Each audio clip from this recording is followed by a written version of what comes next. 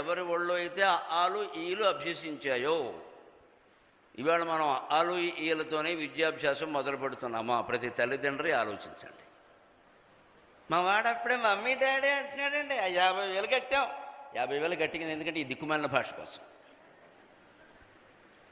అమ్మ అనడం మానేసి మమ్మీ అనగానే పండగ పరవాన్నం వండుకోవడమే. ఇంకా వాడికి ఇంగ్లీష్ వచ్చేసింది. ఆ ఇంగ్లీష్ రావడమే ప్రమాదం.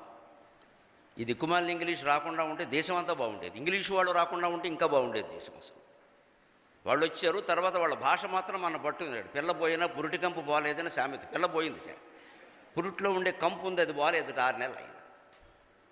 పిల్ల పోయాక ఈ కంపు దేనికి పని లేక, పిల్లపోయినా పురిటి కంపు పోలేదని ఇంగ్లీషు వాళ్ళు వెళ్ళిపోయినా వాళ్ళ మడ్డి మనకు వదలలేదు.